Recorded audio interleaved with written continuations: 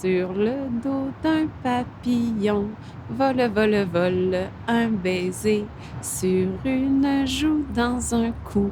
Où va-t-il se poser? J'ai endormi mes filles pour la dernière fois. J'ai touché les mains, les pieds, mais j'ai pas eu accès à la tête. Mais déjà d'avoir eu accès au corps, ça m'a aidé à prendre conscience qu'ils ne reviendront pas.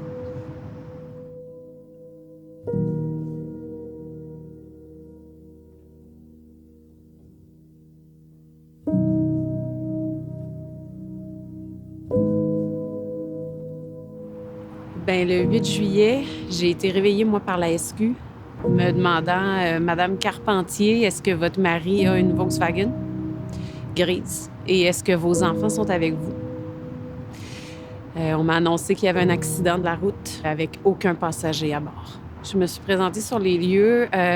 On m'a tout de suite placée dans une voiture de police. Je voyais des autopatrouilles un peu partout. J'entendais des chiens. Je voyais des lumières, mais on me disait pas plus. Moi, j'avais demandé, direct sur les lieux le soir, de déployer tout ce qu'ils pouvaient, les hélicoptères, des chiens. J'avais des doudous dans l'auto, des enfants. Romy traînait beaucoup ses jouets. Je leur disais, faites-le sentir aux chiens, ils vont les retrouver, Puis moi, on me répondait que c'était pas des chiens pour ça. Puis après ça, on m'a demandé s'il pouvait être dangereux, mais non. Martin pouvait pas être dangereux. C'était un père aimant, puis c'était un homme bienveillant. Il a toujours, même séparé, il a toujours veillé à ce que je manque de rien. J'ai passé la journée avec lui, avec les enfants.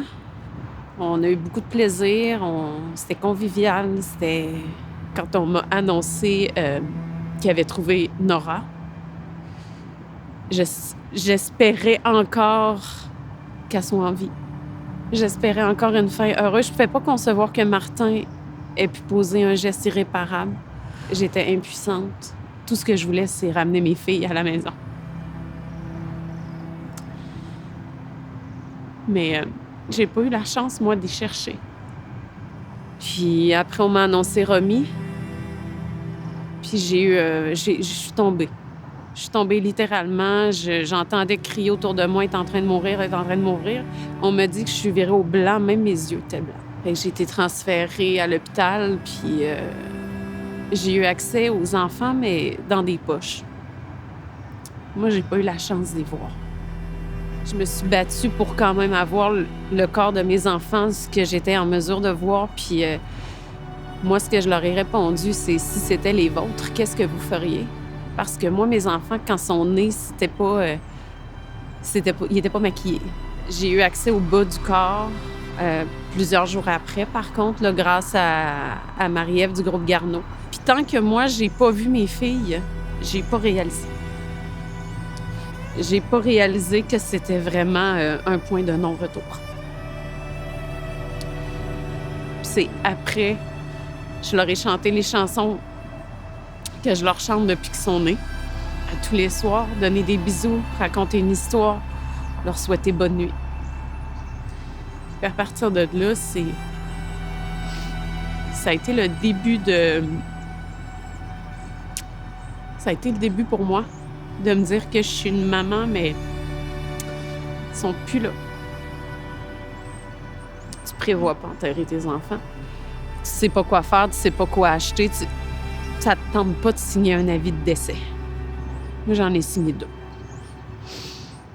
Moi, je me sentais plus, en fait, et j'avais envie que ça se passe le plus rapidement possible parce que tout ce que je voulais, c'est aller les rejoindre. J'avais juste le goût que ça finisse. Ouais. J'ai 4 frères, 4 belles-sœurs, 9 neveux et nièces. J'ai des oncles, des tantes, des amis en or. Jacinthe, elle a été là pour moi du matin à 7 heures quand je l'ai appelée en hurlant jusqu'à aujourd'hui encore. J'ai des amis en or qui ont été là. Une chance. Marie-Ève du groupe Garneau savait quoi faire. Je peux pas dire spécialisés, mais ils sont en mesure de nous accompagner dans ce cheminement-là, tout en douceur. Elle m'a apporté Deuil Jeunesse et j'ai dit oui tout de suite. Moi, je connaissais pas du tout cette maman-là, pas du tout. J'étais au courant du drame. que c'est par les thanatologues qui ont entouré cette histoire-là que je suis intervenue sans qu'elle ne le sache dans son histoire. J'ai accepté d'animer les funérailles de Nora et Romy. Fait que c'est vraiment comme ça. Alors avant même de lui parler, moi, le premier contact que j'ai eu avec cette maman-là, c'est quand j'ai préparé cette cérémonie-là. Josée, elle a été présente jour et nuit. Je la textais, je l'appelais. Elle a toujours été là. Elle a toujours compris, accueilli, puis trouvé les mots. Juste le son de sa voix, ça vient comme réconforter. Elle a été vraiment plus qu'aidante. Ça a été ma sauveuse. Je me suis dit, mes 25 ans d'expérience auprès des endeuillés, c'est là que j'ai le goût que ça serve aujourd'hui. J'ai le goût d'être capable de prendre le vécu des milliers de gens endeuillés que j'ai rencontrés dans ma vie, qui ont vécu toutes sortes de drames.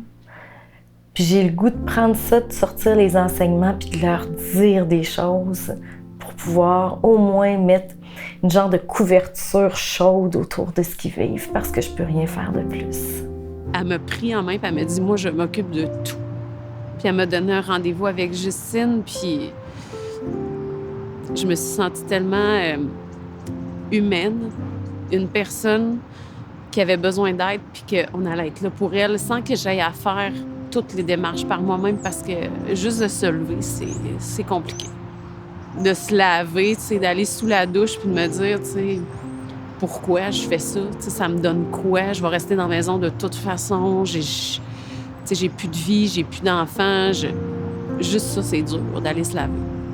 Il y a eu beaucoup de choses que les autres familles ne vivront pas. Moi, j'ai été sous les projecteurs pendant 3 jours et jusqu'au 20 après avec Martin, jusqu'à ce qu'il retrouve Martin. La différence avec les autres, c'est que moi, on a étalé ma vie. Les autres, on ne l'étale pas. On étale leur souffrance, on étale la mort, on étale le constat. Moi, on est venu gratter dans ma vie pour essayer de trouver un pourquoi puis un comment. Ça a créé beaucoup d'anxiété à me retrouver en public. Je commence à aller à l'épicerie.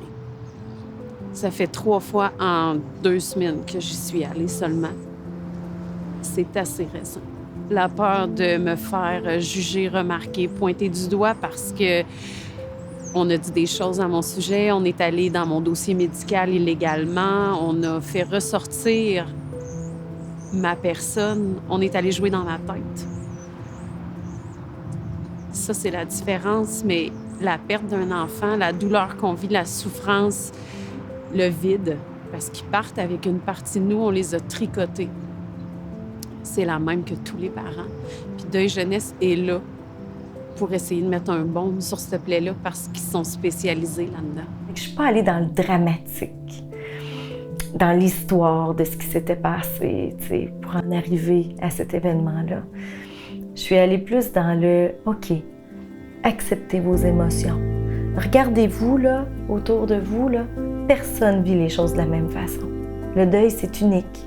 Puis jugez pas ce que l'autre vit. S'il y en a un qui rit, acceptez qu'il rit. S'il y en a un qui pleure, acceptez qu'il pleure. S'il y en a un qui est en colère, acceptez qu'il soit en colère. S'il y en a un qui pardonne, acceptez qu'il pardonne. Vous ne serez pas jamais au même niveau. Les mots qu'elle me disait, ça résonnait dans ma tête. Je pense pas que ça faisait du sens pour moi. Je pense juste qu'ils ont fait du chemin tout seul dans mon esprit. Puis elle m'a dit une phrase que au début, je la croyais pas, puis j'étais limite fâchée après elle.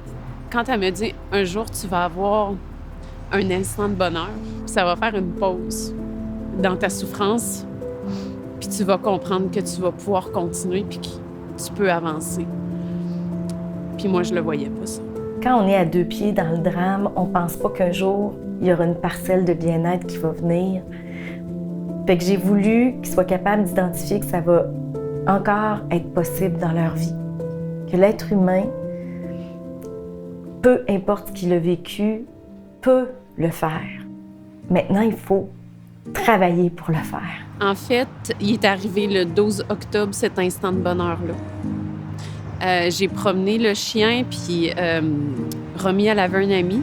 Une amie, Ophéliane, Puis je suis tombée face à face avec sa maison, puis pour aucune raison, je suis allée cogner. Fait que l'instant de bonheur a ouvert la porte, puis c'est là que j'ai compris que je pourrais continuer, mais jusqu'au 12 octobre, j'ai eu beaucoup de difficultés. Alors Amélie, pour te remercier d'avoir porté et de porter ta voix et ton visage à notre Mardi Je donne, on a pensé à quelque chose de spécial. À l'intérieur des murs de Deuil Jeunesse, il y a des familles qui ont acheté des pièces en l'honneur de gens qu'ils aiment, qui sont décédés. Et Deuil Jeunesse, s'il atteint le 12 000 $ d'objectif en cette journée de Mardi Je donne, nous avons pensé t'offrir la cour à la mémoire de Nora et de Romy, tes magnifiques filles. Alors, on pourrait l'appeler le jardin Romy et Nora. Merci. C'est vraiment un super de beau cadeau. Ce qu'on souhaite vraiment, c'est que ce soit un lieu de recueillement pour les gens en deuil, les gens qui vivent des pertes et des moments difficiles, des moments souffrants, qui puissent venir se recueillir dans ce jardin-là, rempli d'amour. Puis, tu sais, tu as été un visage très médiatisé cet été. Ce que je souhaite par ce qu'on fait aujourd'hui, c'est aussi qu'on redonne à chacun le drame qu'ils vivent, puis l'importance pour chacun. Chaque drame est important. Merci, Amélie. Merci à vous parce que mon but, c'est de continuer à les faire vivre. Fait que par votre geste, Nora et Romy va continuer à vivre dans le cœur de tout le monde. Vraiment. Merci beaucoup, Josée. De tout cœur. Merci à toi. Ce qu'on fait, là, c'est pour qu'ils continuent à croire qu'ils peuvent continuer leur vie. C'est tellement ça que tu aies 4 ans ou que tu en aies 49, là, quand l'épreuve passe dans ta vie, là, bien, ça prend quelque chose de solide qui nous tient, hein, parce que tout ce qu'on a l'impression, c'est Deuil Jeunesse, c'est pour ça qu'on est là. C'est que pour ça. J'ai vu une dame utiliser son drame comme levier de vie. Je pense qu'elle a compris que sa vie lui appartenait à travers la mort des êtres aussi importants qui sont morts. Mon avenir, quand je la regarde, je me vois avec d'autres enfants. Mon copain en a 2. Ça m'apporte énormément. Mes filles étaient exceptionnelles et uniques. Mais je sais que je serais pas capable de faire ma vie sans avoir mes enfants à moi. Fait que oui, je me vois avec d'autres enfants, puis donner à Nora et à Romy un petit frère ou une petite sœur.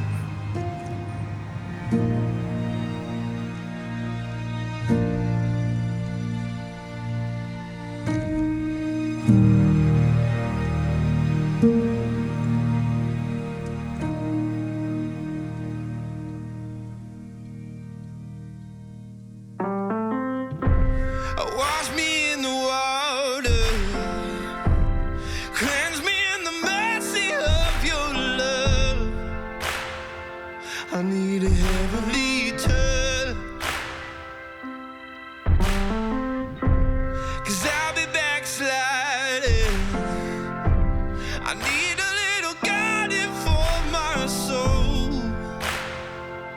Only heaven knows, 'cause I just need a helping hand. It's gonna help me stand. It's gonna help me stand.